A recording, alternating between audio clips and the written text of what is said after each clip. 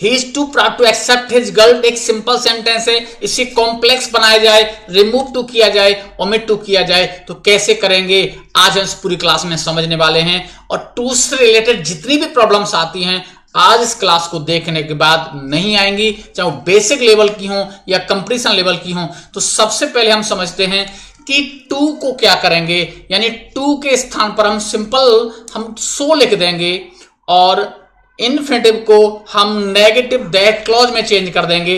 That clause में कैसे change करेंगे, रूल नंबर 1 हम समझ लेते हैं।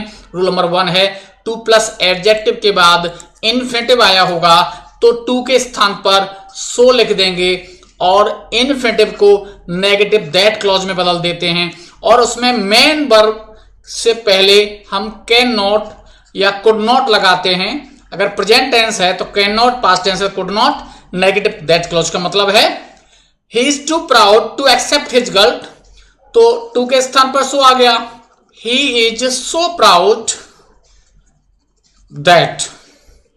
अब क्लॉज में एक सब्जेक्ट होना चाहिए, तो सब्जेक्ट अगर हमारे पास और नहीं दे रखा तो हम इसी सब्जेक्ट को दोबारा लिखेंगे ही। चूंकि प्रेजेंट टेंस है तो कैन आ जाएगा, पास्ट होता तो कुड आ जाता, चूंकि नेगेटिव बनाना है तो नॉट आ जाएगा, एक्सेप्ट हिज गर्ल। दूसरा एग्जांपल है I am too tired to walk more, तो टू के स्थान पर सो आ गया और टू वॉक इन्फिनिटिव को हमने चेंज कर दिया that I can not walk more में। नेक्स्ट बहुत इंपॉर्टेंट टॉपिक आपको ध्यान रखना है, नोट इसमें ध्यान रखना है, यदि इन्फिनिटिव से पहले नॉट आया हो या टू के स्थान पर इनफ आया होगा तो क्या करेंगे, हम दैट क्लॉज को अफर्मेटिव बनाएंगे। इट मींस इसमें हम नॉट का प्रयोग नहीं करेंगे। एग्जांपल देखेंगे, the landlord is too kind not to forgive you. अब यहां इन्फिनिटिव से पहले नॉट आ गया है, तो अगर नॉट आ गया है हम दैट क्लॉज में नॉट नहीं लगाएंगे। The landlord is so kind that he will forgive you.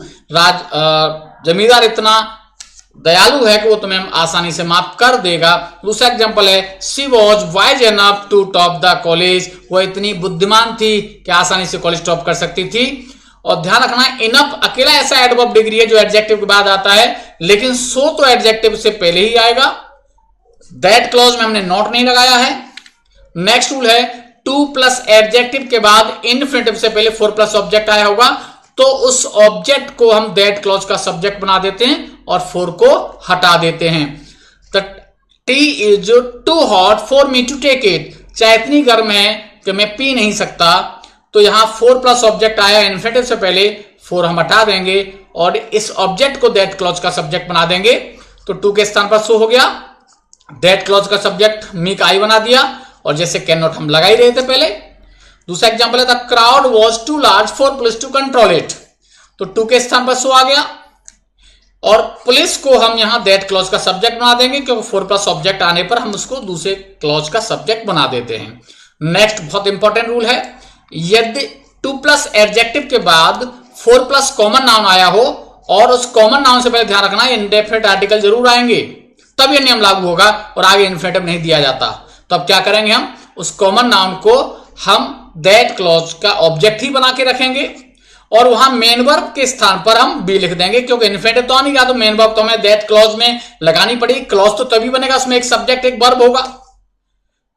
तो Gaurav is too dull for a sportsman, Gaurav इतना सुस्त है कि वो स्पोर्ट्समैन नहीं हो सकता, तो टू के स्थान पर सो आ गया और हमने दैट क्लॉज बनाया तो गौरव को दोबारा फिर हम सब्जेक्ट बना दिया, कैन नॉट हमने लगा दिया, तो मेन वर्ब के स्थान पर क्योंकि क्लॉज में एक फाइनाइट वर्ब होना चाहिए तो हमने बी लगा दिया।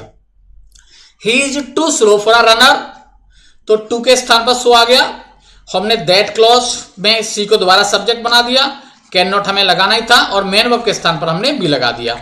नेक्स्ट रूल है टू प्लस एडजेक्टिव के बाद फोर प्लस प्रोनाउन आया हो या प्रॉपर नाउन आया हो और इन्फिनिटिव नहीं दिया हो ध्यान रखना है। तो हम क्या करेंगे, तो हम ये करेंगे उस नाउन या प्रोनाउन को दैट क्लॉज का सब्जेक्ट बना देंगे और मेन वर्ब के स्थान पर यानी दैट क्लॉज में हमें एक फाइनाइट वर्ब की आवश्यकता है, वहां मैच फॉर फेस या बियर लिख देंगे। बियर का आपको ध्यान रखना है केवल निर्जीव सब्जेक्ट होने पर ही लगाएंगे और मैच फॉर और फेस जो है वो कॉमनली हम यूज करेंगे। तो Vishnu is too strong for me, तो Vishnu is so strong, too के स्थान पर सो आ गया। दैट क्लॉज में हमने फेस को मैन वर्ब की तरह यूज कर लिया और मी को हमने सब्जेक्ट यहां आई बना दिया। यहां मैच फॉर भी लिख सकते हैं। दूसरा एग्जांपल है it is too cold for her, उसके लिए बहुत ज्यादा ठंड है, यानी यहां सब्जेक्ट इट हो गया, निर्जीव हो गया, तो हम यहां बियर लगाएंगे। तो ये मैच फॉर में और आपका बियर में डिफरेंस आपको समझ आ गया। हर को हमने सब्जेक्ट यहां सी बना दिया।